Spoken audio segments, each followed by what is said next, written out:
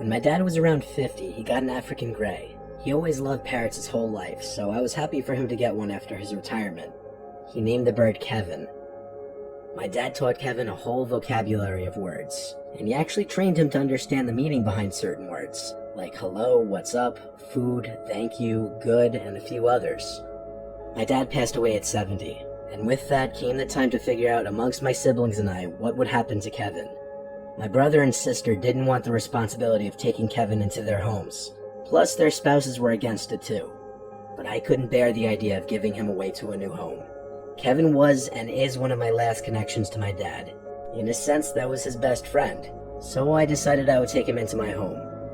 I put his cage in the den of my house. My house doesn't have a basement, so the den is considered the lowest level of the house. Kevin is a moderately noisy bird. He can be a chatterbox some hours of the day, usually earlier on. But later in the day and at night he quiets down. When he's too noisy, I'll throw a blanket over his cage, and that normally quiets him down. I watch TV in the den at night to keep him company. Then around 10, I'll migrate to my room to let him go to sleep. That's pretty much the backstory behind Kevin. I've been taking care of him for 2 years now, so I know exactly how he behaves and when he's acting out of the ordinary. Speaking of out of the ordinary, there was one night in December around 11 p.m. that Kevin started making sounds while I was trying to sleep. I sleep with the door open since I live alone and need to be able to hear anything if something's going on in the house. Hearing him making his squawking noises past dark, especially this late at night, is unusual beyond doubt, and something was irritating him. I went down to the den to see what was bothering him. He was wide awake on the lower perch of the two in the cage. He looked at me and was saying things like hello and what's up, and his name. All the while he was nodding his head up and down, moving his whole body in the process as if he were dancing. I tried to feed him, but he didn't eat, so I covered him with the blanket, hoping he would stop. I was in the kitchen when I stopped inside, because he was still making the noises, and I had a feeling he wasn't going to stop. Having work the next day, I couldn't afford to lose sleep because of him. I really didn't know what to do. I'm still to this day not exactly a bird expert. I went back downstairs and uncovered him. He was still doing his little dance, bobbing his head and body and making his distressed sounds. It didn't click with me until thinking I heard something in the pantry closet a few feet away from his cage. I walked over to it and hovered my hand over the light switch to the pantry, which was outside of the door. The door has one of those big glass panels that many pantry doors have, so when I flicked the light switch, I saw the outline of a body on the inside. My fight or flight response kicked in, and I chose fight. I opened the door screaming, trying to get my adrenaline rushing, and I grabbed the man in the pantry closet out and threw him to the floor. He tried to fight back, but I easily overpowered him and had him in what I could best describe as a chokehold. He was a 50-something-year-old homeless-looking man with a smell to match it. I yelled at him, "Who are you? Why are you in my house?" He tried grabbing my face to possibly gouge my eyes or something, but I continued to wring his neck and punch him. During all this, Kevin was going berserk in his cage. When the man on the floor seemed weak enough, I literally sprinted for the nearest phone and came right back and kept him on the ground while I called 911. The man was taken to jail, but he had no ID on him, nothing. He was homeless and had nothing to his name, and as such he was considered what some people call judgment-proof, meaning even if I tried to sue him, I wouldn't get anything from him. He had raided my pantry closet that night and had opened jars of peanut butter, boxes of cookies and crackers, and all sorts of other boxed and canned foods. If it weren't for my dad's parrot, I don't know what else that man would have taken or done in my house. I'm grateful for Kevin, and I like to think part of my dad is watching over me in that bird.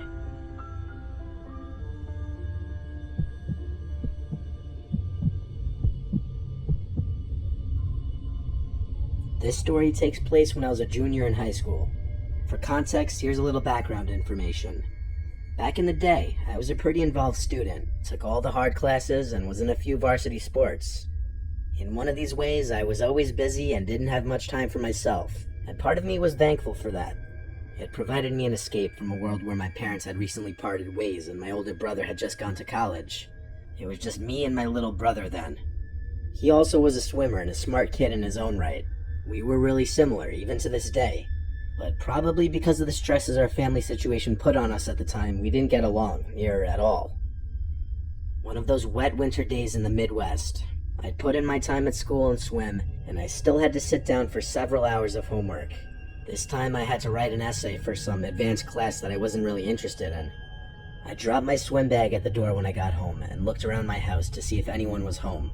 Empty. Dad must be out with Reese at swim practice. His club team had the slot at the pool after the high school team was done. I popped in a mouthful of Cheez-Its and headed down to the basement to my office to get some schoolwork done. The house was a middle-class 2-story with an unfinished basement, with the exception of what I referred to as my office. From a career past, my dad used to work from home, but no longer did. I was the only one who used this place, so my family, or what was left of it, just called it Quinn's office. So I made my way across the concrete floors and unattached carpet samples down there to the one finished-out room in the basement. I flicked on the CFL light. It was like any other night after practice. I still had hours of homework to do. So I turned on the computer and started typing away. I was typing for what seemed like an hour, trying to bring to words to what the concept of hedonism and the picture of Dorian Gray meant to me as best I could, or as convincingly as I could. Out of the dark, I heard my little brother call out to me, "Quinny, come up." Almost reflexively, I called back to him, "Reese, I'm working, what do you need?" We would yell through the house like brothers do, but it took me a minute to realize I didn't hear him come home. I got no response, only for a couple minutes though. Again, I heard my little brother's voice sing out, "Quinny, come up." It felt strange hearing those words carry across the dark, concrete floor. He's supposed to be at swim practice. I called back out to him, asking if he needed anything, but again, I received no answer. I thought about just starting my essay again, but the family situation was delicate at best, and I didn't want to be in trouble if my little brother actually needed something. I made the decision to get up and go find out for myself. I bounded up the basement staircase, the only way a high schooler can, and I called out again for my brother. "Reese, what's up? I'm really busy." I checked all around the main floor looking for my little brother, or even signs he was home. No shoes, no backpack, so he wasn't home, and there was no car in the driveway either. The only reason my dad would be gone right now would be to pick him up. Satisfied, I turned back for the stairs, when I heard my little brother's voice ring out, Quinny, come up." This time, every hair on my body stood on end. It just didn't make sense. He had to be at practice, and if he really needed me, he would have come to me. I go to the base of the second floor stairs and called out to him one more time. "Reese, what's going on? Are you okay?" For a minute, no answer. "Reese, I'm really busy. Can you tell me what's up?" It's quiet for way too long as I stared up the dark staircase. Logically, I had no reason to believe anyone was up there, until I heard Reese's voice calmly speak this time and not call out in his sing-song way those same 4 words. Quinny, come up." "What?" I asked under my breath. I couldn't comprehend the situation. I did quick inventory of any probable scenario. Break-in, wrong voice. A prank?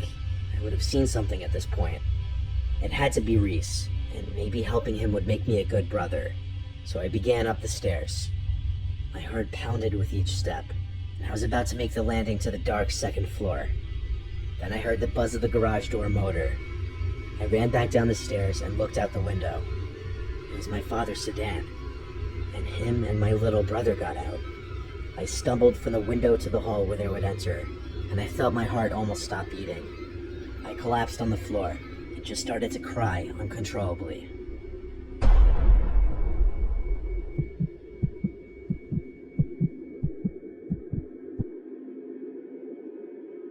This was like 15 years ago now when I was a kid. I was with my best friend Jackson at some abandoned family resort or bungalow colony type place in New York.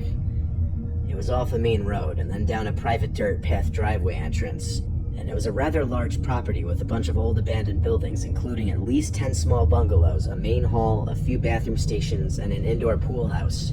Along with that was an outdoor pool, a shuffleboarding area, and a kid's playground.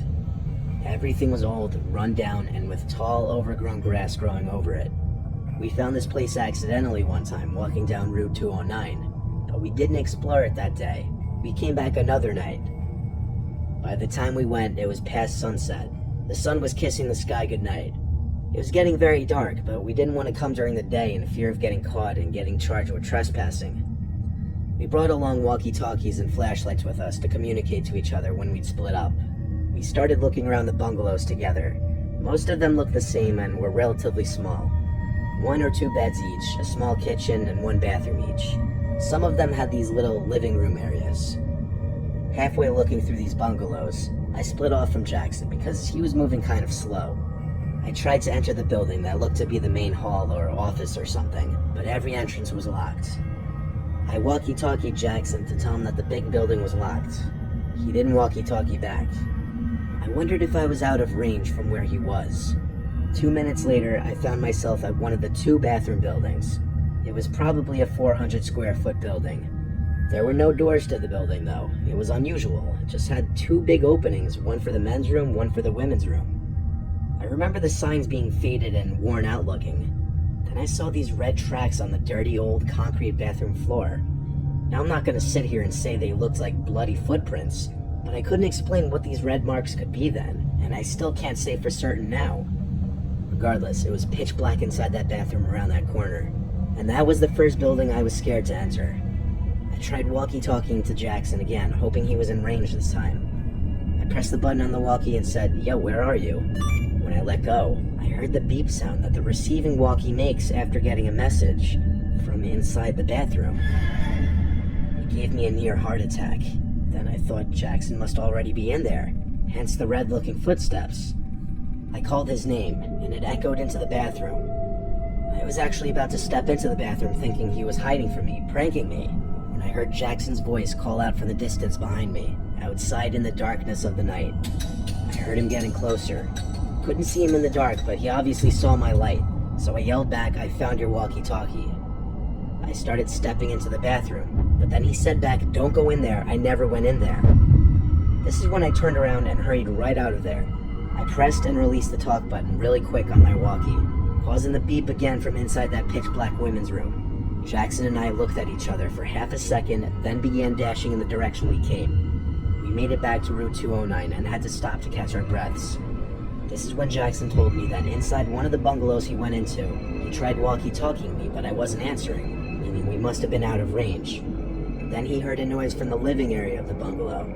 As he turned around, his flashlight revealed an older woman almost running towards him. He dropped his walkie-talkie and flashlight and ran out from the bungalow. He ran in the dark and hid, refraining from making noise in fear of being followed. He hid for a questionable amount of time before looking around and seeing my flashlight across the field, over at the bathrooms. The most likely explanation to me was that some cracked-out drug addict was hiding or living in that abandoned bungalow and for whatever reason lunged at Jackson and picked up his walkie-talkie. What she was doing in that bathroom, who knows? Maybe drugs, maybe the bathroom in the bungalow didn't work. But what I don't know is why was there a trail of what looked like blood in there? Those are my theories, but I can't explain all of it away. And that's the scariest part.